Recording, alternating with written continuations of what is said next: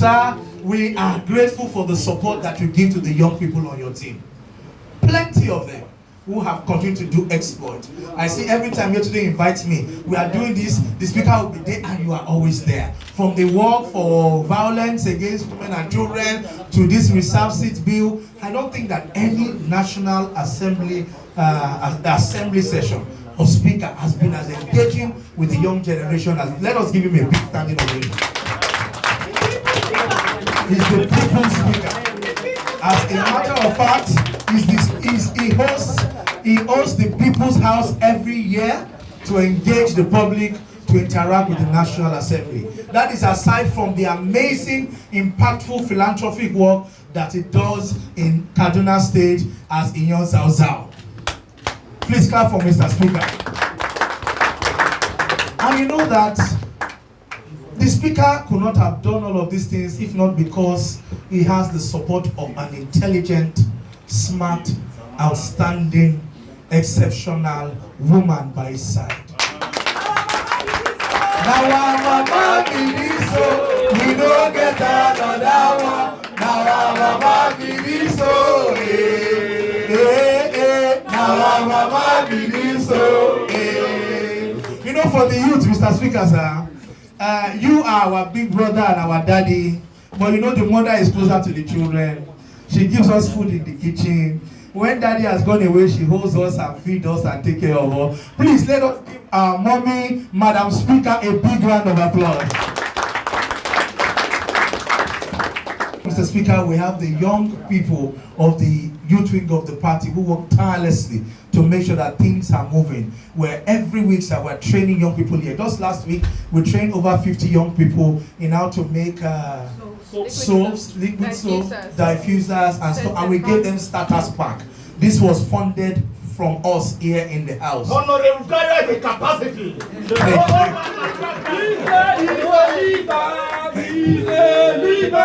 Thank you.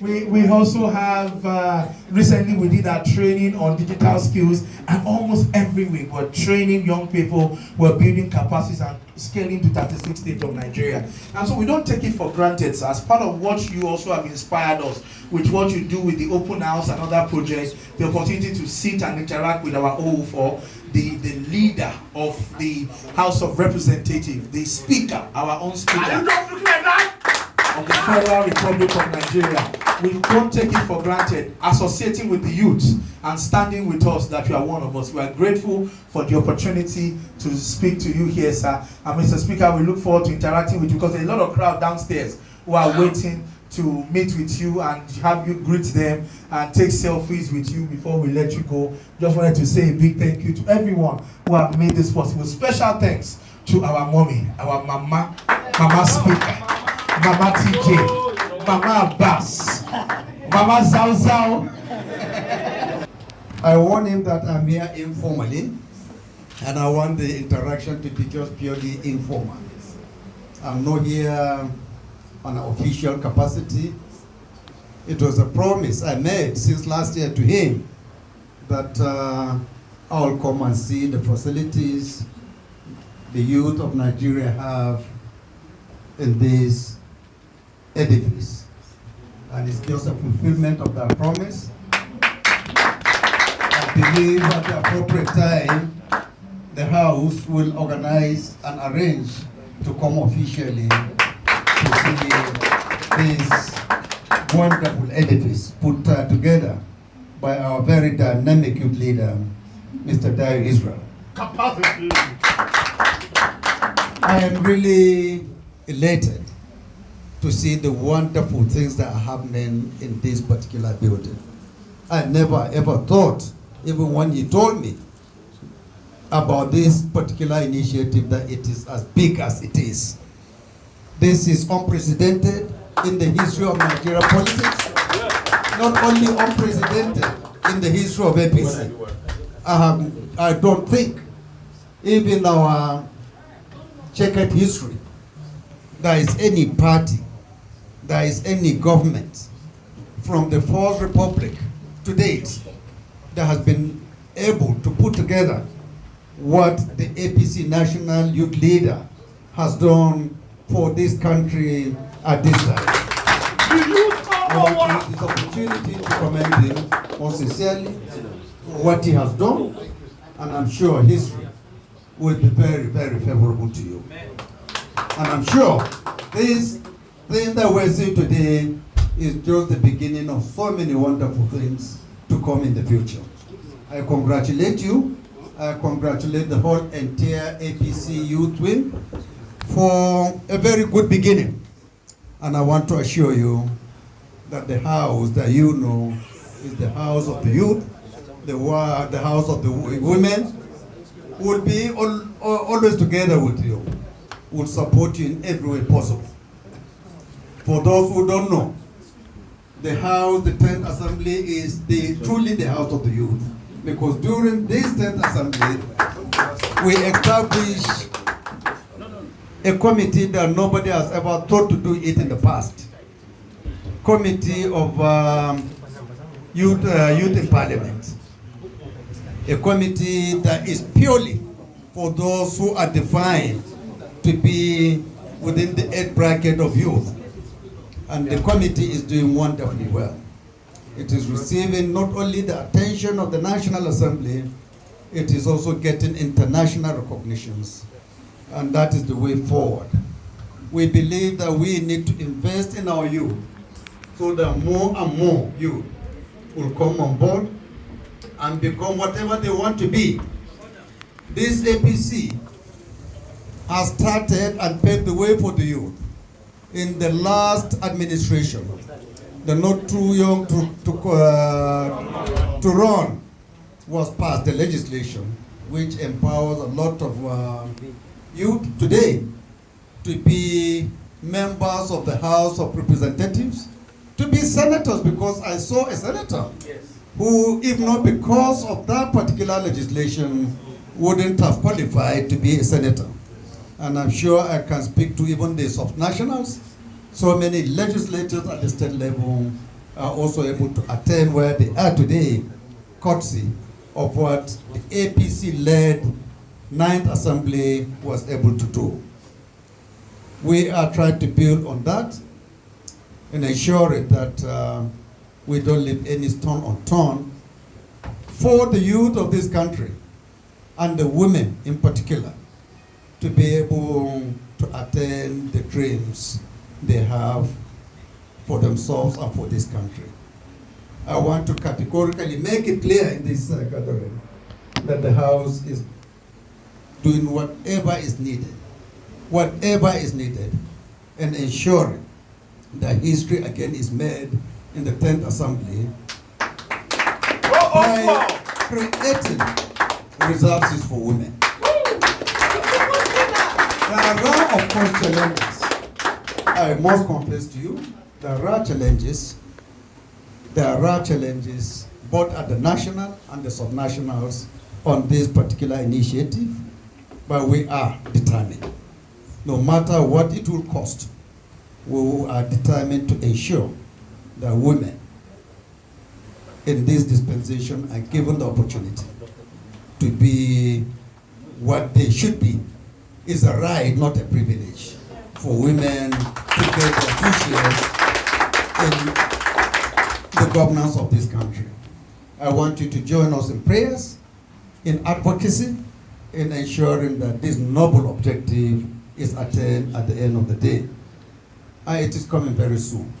I believe before the end of this year, we are going to convene the referendum in both the two chambers of the National Assembly, where this very important issue will be put to vote. We seek for your prayers. We seek for your own support in ensuring that history is made for women to have seats. And for clarification, a lot of people are confused. Are we going to snatch some of the seats, the 360 seats that are presently in the House and the Senate, the 109, and give to women? The answer is no. The 360 seats will remain to be competed between men and women. Nothing will touch that one. So those women who feel that they have the necessary muscles, the support, can equally vie through the 360 and 109 seats of both the House and the Senate. But we will create additional seats. Additional seats that would be only exclusively contested by women.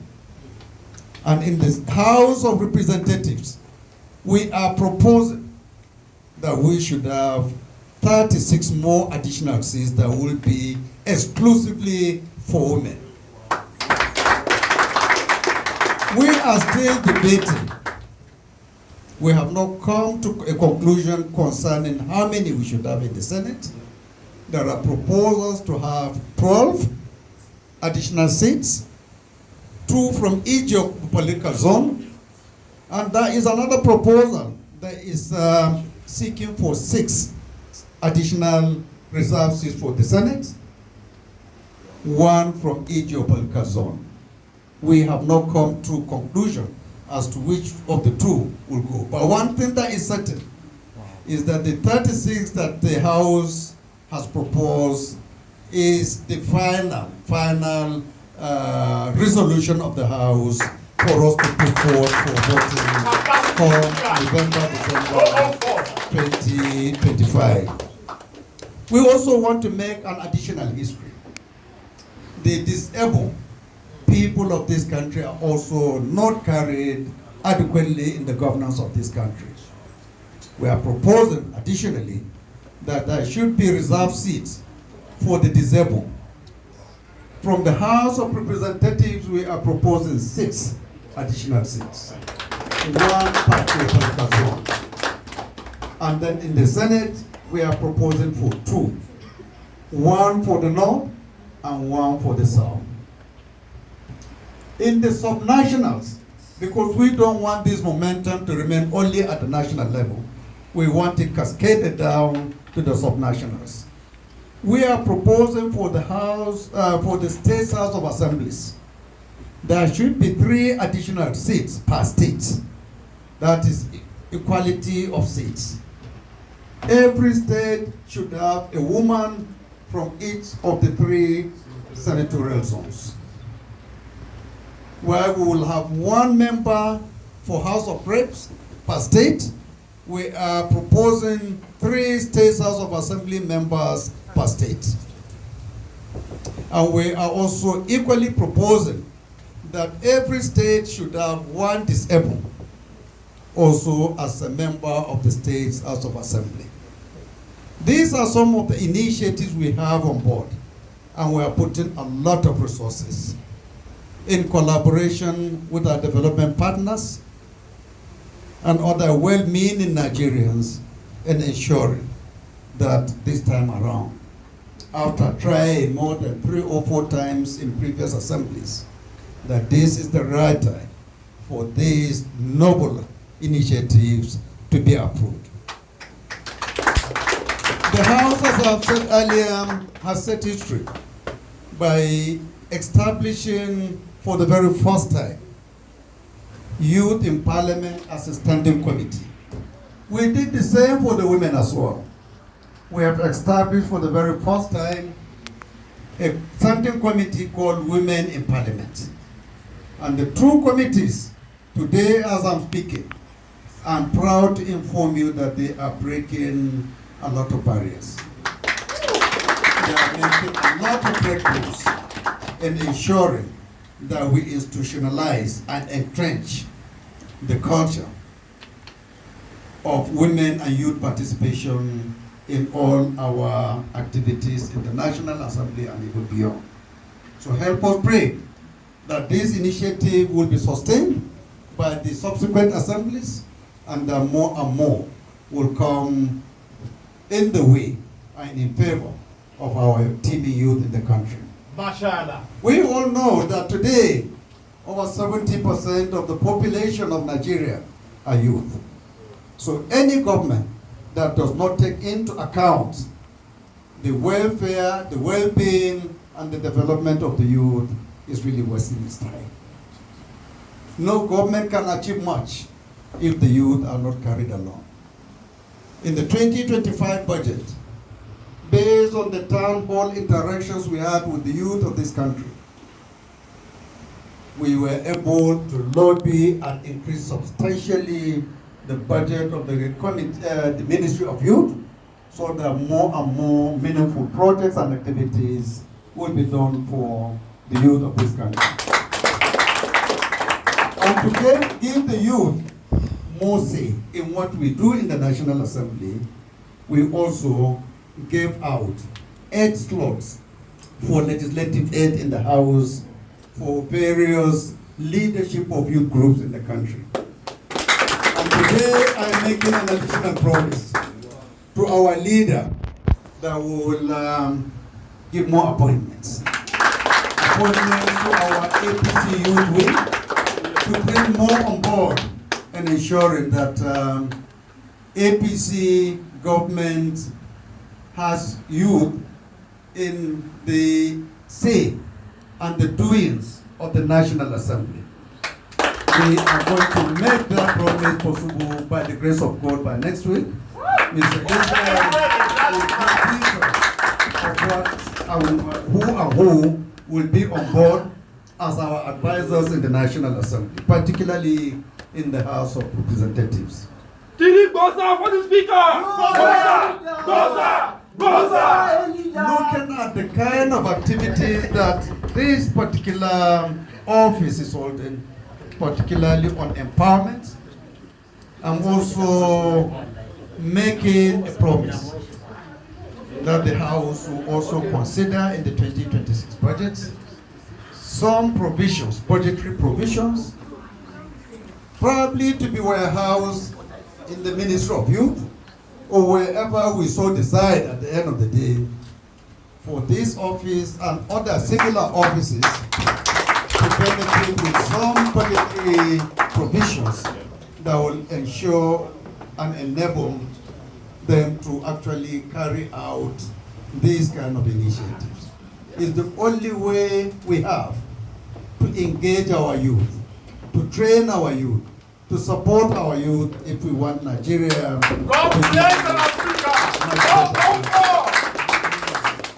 We have no choice. If today you do your statistics, you find that 99.9% of all criminal activities taking place in this country are perpetrated by youth. Talk about terrorism, banditry, armed robbery, and other moral vices. 99.9% of the records we see are children, youth under the age of 40. Those are the ones that are anchoring it. And we know the reason. And the reason is what? That previous administrations have not given the right attention to our youth. They have not given them the right attention, the right support, and the right resources. That is why we are where we are. This government is determined to change that narrative and ensure that whatever we do, the youth of this country will be at the front burner. And the National Assembly will be there to ensure, by way of budgetary provisions, by way of legislation, that we continue to progressively provide for the betterment of our youth. Thank you, the leader of the youth, for inviting me here. Thank you, TJ.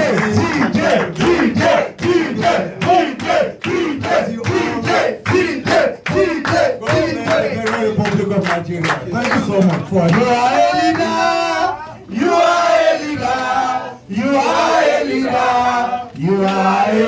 Mr. Speaker, you are a leader. You are a leader. Big boss for Mr. Speaker.